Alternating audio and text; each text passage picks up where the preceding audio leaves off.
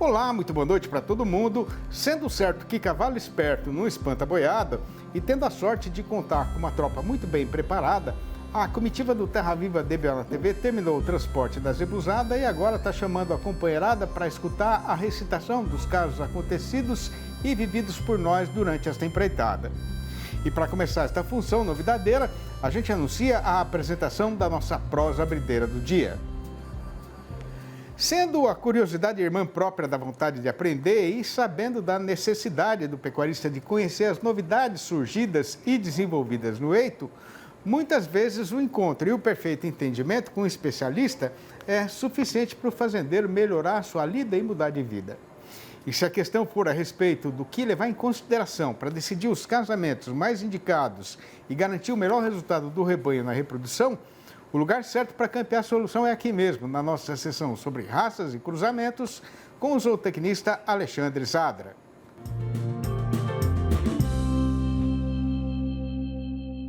E a pergunta de hoje foi mandada pelo nosso companheiro boiadeiro Antônio Souza, do município de Viana, no Maranhão. Ele tem lá uma vacada Nelore e está em dúvida sobre qual touro usar na cobertura delas. Um bimestiço como o Brangus ou o Canchim, ou um adaptado como o Senepol. E aí, quando chegar a vez de emprenhar as filhas destes cruzamentos, o que será melhor, voltar com o Nelore ou experimentar uma outra raça? Pois então, depois de matutar a respeito do que foi perguntado, o Zadra já está preparado para responder e a gente sai de lado para poder escutar e aprender. Olá, Antônio. Bem, quando você pergunta sobre as raças bimestiças ou adaptadas, existe uma diferença por conta de adaptabilidade ao calor. Então, os bimestiços como Canchim, Brangus, Braford, Santa Gertrudes, Sim Brasil e outros, com modelo 5/8, 3/8, representam animais que trabalham melhor num clima mais ameno, já que eles são um pouco mais europeus. Eles têm 62% de raças europeias. No caso, o Brangus, ele tem 5/8 Angus ou 62% Angus e 37,5%, 38% de zebuíno. E da mesma forma o Canchim, ele tem 5/8 de sangue charolês e 3/8 de sangue zebuíno. Dessa forma, como eu falei, os animais são um pouco mais europeusados, tem um pouco mais de pelo. Esses animais são mais adaptados num clima mais ameno, onde o inverno é um inverno rigoroso e no verão a temperatura noturna cai, para que eles possam se alimentar bem. Lembro que animais que têm um pouco mais de sangue europeus, eles vão pastar a partir do momento que a temperatura cair de 22, 23 graus, é onde eles têm fome, porque caso contrário, o metabolismo deles, por ser alto, eles produzem uma grande quantidade de calor endógeno. Quando eles vão pastar, o rumen, para que consiga quebrar as fibras, a temperatura do rumen sobe. Esses animais são mais europeus, do frio, não conseguem dissipar esse calor. Por isso que os animais que não são adaptados ao trópico úmido, que é o seu caso, onde você está, eles se alimentam somente quando a temperatura cair. E a gente sabe que às vezes não cai a temperatura aí no verão para eles poderem se alimentar. Então, o ideal, o mais próximo de conforto térmico são os animais adaptados, seja zebuínos ou os taurinos adaptados. O Senepol está entre os taurinos adaptados. É uma raça do calor, que ele vem das Ilhas Virgens e está muito acostumado ao trópico, ao calor extremo. Da mesma forma que o Caracu. E o Bonsmar atual, que vem sendo selecionado também por alguns criadores no Brasil tropical, também vem se adaptando ao calor úmido. Então, eu ia recomendar como primeira opção para você, caso seja uma criação extensiva, que você dê preferência para os taurinos adaptados.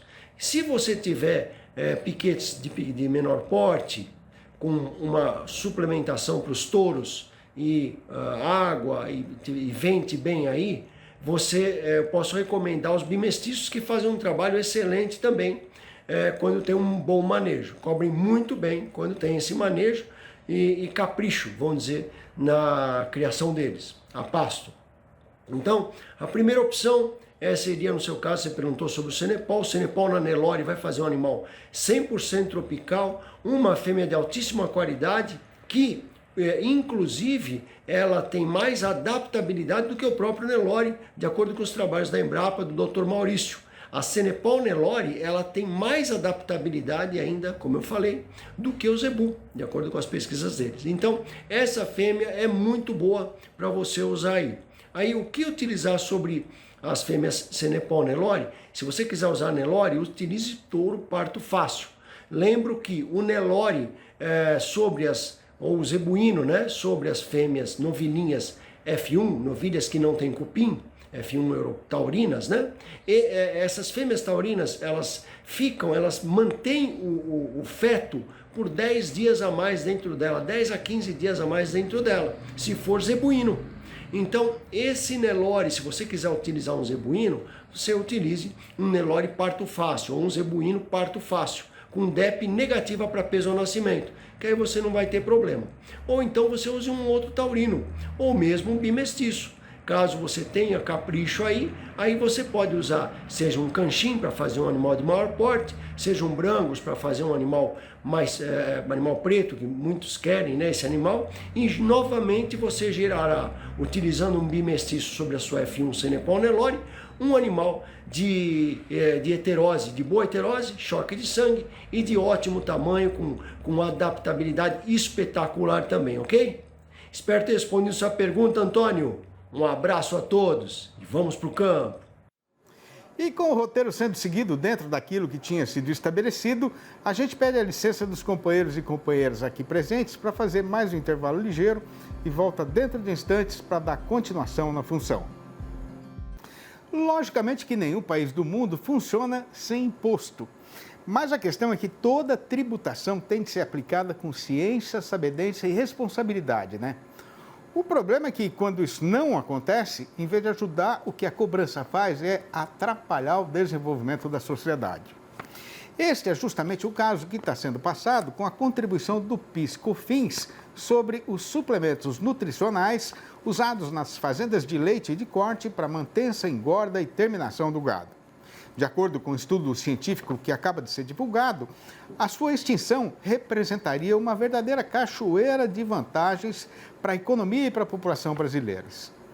Pois então, estando esta situação exigindo uma urgente correção, a gente convidou para esticar uma prosa a respeito deste assunto o zootecnista Juliano Sabella, presidente da Asbram, a Associação Brasileira de Indústrias de Suplementos Minerais, que vai participar da função falando ao vivo pelo computador, diretamente de Bragança Paulista, aqui no interior do estado. Boa noite, Juliano. Para nós do Terra Viva DBO na TV, é sempre uma baita satisfação receber sua visita virtual ou não aqui no nosso arranchamento, né? E nesse caso, a palavra nosso faz mais sentido ainda porque você ajudou a gente a levantar essa casa desde o primeiro alicerce, né? Obrigado pela presença, seja muito bem-vindo, como sempre, Juliano. Eu que agradeço, Sidney. É sempre um prazer estar aqui no Terra Viva, no DBO da TV, né? Mesmo que virtualmente, mas revendo os amigos e podendo levar informação, né, de qualidade aí para o produtor. Muito bom. Ô, Juliano, dá para produzir leite e carne no Brasil hoje sem fazer um investimento forte na suplementação nutricional do gado? Não dá, né? O suplemento nutricional, o suplemento mineral é um insumo básico, né, para que a gente tenha produtividade para produzir tanto carne quanto leite, né? Já é mais do que comprovado o custo-benefício positivo do uso do suplemento mineral. Sem ele, né, os animais vão produzir muito abaixo do que o potencial deles, acaba tendo uma baixa produtividade e não dá lucratividade para o produtor.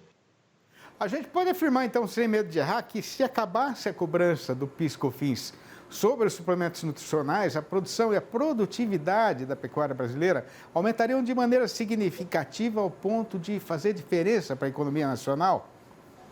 É verdade, Sidney. A gente já desconfiava disso, né? E nós, junto, encomendamos para o Departamento de Economia da Exalc um trabalho para avaliar o real impacto, né, que a desoneração do setor traria de benefício para não só para a cadeia, mas para toda a sociedade, né? E a resposta foi muito positiva.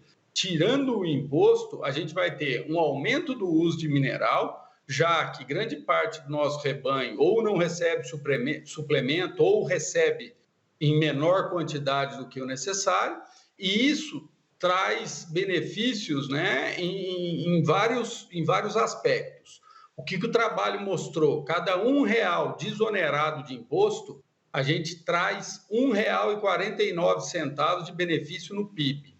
Outro ponto extremamente importante, que com o aumento do uso da tecnologia de suplementação, a gente tem uma maior produtividade e isso reflete positivamente na redução do custo da cesta básica, né? E o terceiro ponto, não menos importante, é que com maior produtividade a gente também tem uma diminuição no volume de emissão da pecuária, né, proporcional por quilo de carne produzido ou litro de leite produzido. Então, a gente tem um ambiente, né, a gente pode até falar, completamente sustentável com a desoneração do setor, porque a gente traz benefício econômico, social, né, e ambiental. Agora, o fim dessa cobrança, então, a gente pode dizer que pode ajudar aí a reduzir o preço dos alimentos para a população brasileira, né? Agora, qual é, Juliano, a faixa da população que seria mais favorecida, né, com essa possível redução no preço da carne, do leite no balcão do mercado? Muito bom. O estudo considerou 10 faixas de extrato, né, de 10 rendas familiares diferentes. E, claro, quanto menor a renda, maior o benefício, né, na queda do custo da cesta de alimentos. Então, isso socialmente também é muito importante, uma vez que a gente sabe que a carne e os derivados lácteos são muito elásticos, que significa que quando a gente baixa um pouco o preço, aumenta muito o consumo, né? Então, isso favoreceria as classes mais baixas da população. Agora, essa desoneração, né, do setor pode chegar até o exportador brasileiro, pode tornar a carne e os produtos laticínios brasileiros mais competitivos lá no exterior? Com certeza, né? Leite a gente não exporta, né? Não é significativo, mas carne é muito importante. O Brasil é o maior exportador de carne bovina do mundo e a gente tendo, né, uma maior produtividade, a gente também vai conseguir ter uma carne de mais qualidade e também num custo mais baixo, o que facilitaria e ampliaria ainda mais os nossos mercados, né? Porque a gente sofre, principalmente atualmente, a gente está sofrendo uma pressão muito grande para reduzir o preço da nossa carne para exportação. Ô, Juliano, agora, como é que a gente pode ter a certeza de que o fim dessa cobrança não vai fazer falta para os outros setores do serviço público, como o pagamento dos benefícios da Previdência Social, por exemplo? Bom, na verdade, né, o estudo é bem amplo. Então, todo esse benefício que ele traz para a cadeia, a maior geração de empregos, já que você aumenta a produção, a maior arrecadação de impostos, já que você tem mais produção, né, isso tudo, no fim, reflete em benefício para a população. Esse é o principal número do trabalho, né, que mostra que a desoneração, o que o setor de rações e suplementos para bovinos paga de PIS/COFINS é em torno de 270 milhões de reais. Isso é muito pequeno perto das contas do governo, né? E o benefício desse cada R$ 1 tirar a desoneração, voltar a 1,49 para o PIB, só isso compensa qualquer queda que vai ter na arrecadação do setor, né? Beneficiando aí a geração de empregos, a comida mais barata e aumento de produtividade. A nossa produtividade média, tanto de carne como de leite, né, ainda é muito baixa e isso seria uma ação que ia estimular a evolução tecnológica do setor. Ô, Juliano, para a gente arrematar a prosa agora, né? Como é que está hoje a discussão desse assunto no Congresso Nacional, que afinal é onde a questão tem de ser resolvida, né? Tem duas PLs tramitando no Senado, uma no Congresso, uma de 2023 e uma de 2019. A de 2019, o ano passado, ganhou até o parecer positivo no Senado, mas estava chegando perto das eleições e foi suspenso a tramitação desse projeto de lei. Então, agora está tendo toda a discussão da reforma tributária e é o momento certo da gente trabalhar e tratar da desoneração do setor, né? Porque qualquer redução de impostos vai trazer esse benefício e tudo isso comprovado com esse trabalho, né, que é um trabalho científico com uma metodologia aprovada internacionalmente. E hoje a gente já sabia dos benefícios que eu trazer para a cadeia e hoje a gente tem números comprovando, né, e dando valor, né, quantificando qual é esse benefício que traz, não só para o setor, mas que traz para toda a sociedade brasileira. Bom, ô Juliano, nós estamos aqui na torcida e somos parceiro nessa luta aí, tá bom? Grande abraço para você, né? Até a próxima. Muito obrigado pela participação. Você sabe que aqui está sempre em casa. Conte com a gente. Muito obrigado, um abraço e boa noite a todos que estão aí ligados no DBO na TV, no Terra Viva. Obrigado. Esta paineira no alto da estrada é ponto de parada dos boiadeiros e aqui é o lugar escolhido para a comitiva fazer mais um descanso ligeiro. E quando ali da Marchadeira for retomada, a gente vai passar na peneira as notícias acontecidas no mercado do boi gordo, que tem hoje a seguinte manchete chamadeira. O comprador não está querendo comprar, o pecuarista também não está interessado em negociar, a nossa praça boiadeira continua padecendo de febre paradeira e no mercado paulista o boi está há 33 dias sem sair do lugar. O Terra Viva DBO na TV volta já, aguarde. O mercado boiadeiro é igual bagual, birrento e cavorteiro e o companheiro carece de tomar atento e ficar muito atento antes de entrar numa negociada para não fazer uma avaliação errada da situação. E tendo isso sempre no pensamento, o caso agora é de prestar atenção no noticiário e no nosso comentário a respeito do andamento da negociação do boi gordo e da variação da sua cotação.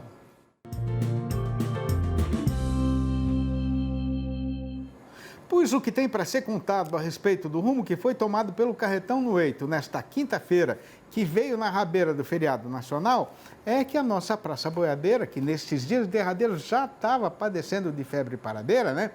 Agora ficou mais empacada do que mula mal domada. A primeira questão a ser levada em consideração para adquirir perfeito entendimento da situação atual é o caso que está sendo passado com a demanda por gado terminado, que está raquítica e desmilinguida nas principais regiões de comercialização de animais do país inteiro.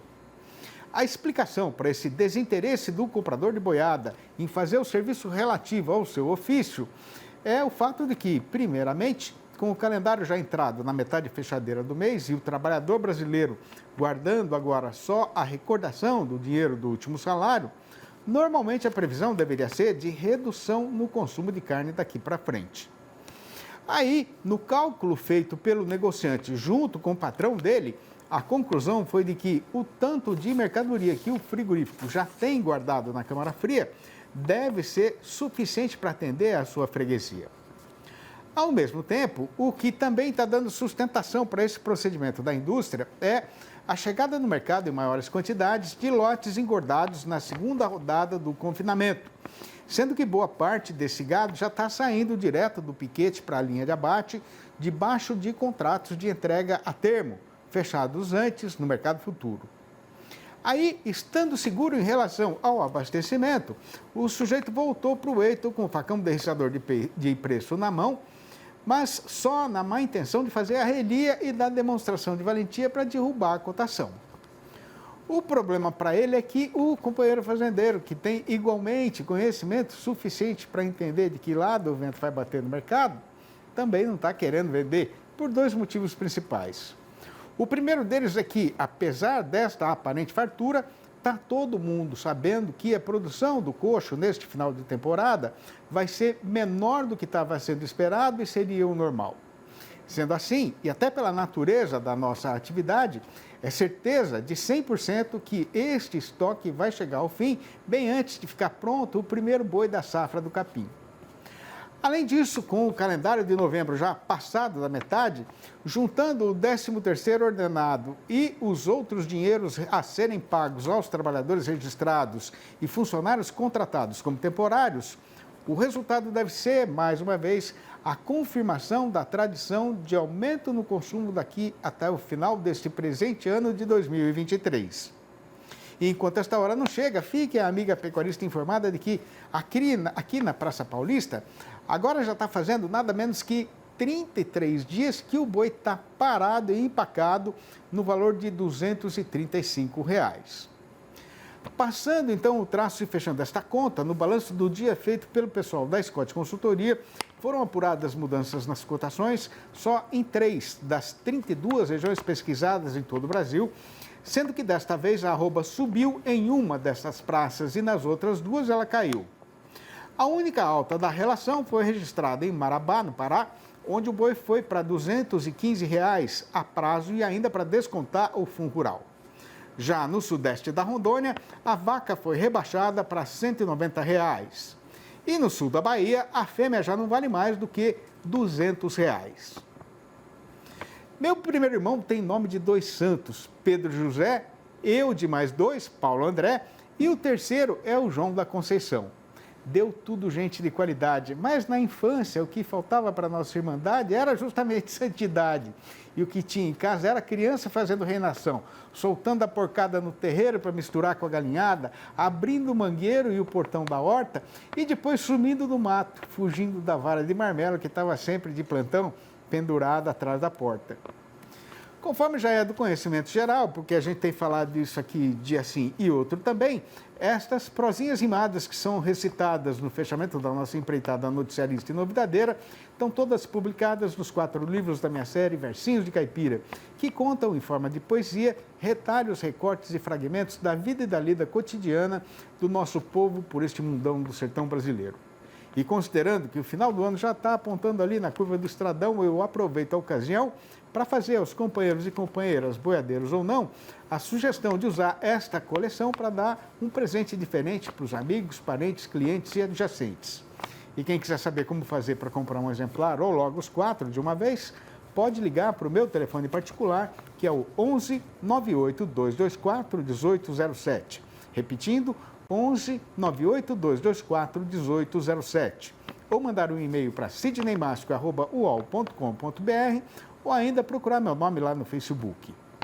Tendo de continuar a lida em outras paragens, a comitiva faz aqui a despedida dos companheiros e recomeça a viagem pelo chão do sertão brasileiro, deixando prometida a volta do Terra Viva DBO na TV para amanhã às 6 horas e às 8h30 da manhã e depois às 7h25 da noite. Um abraço para todo mundo e até lá então.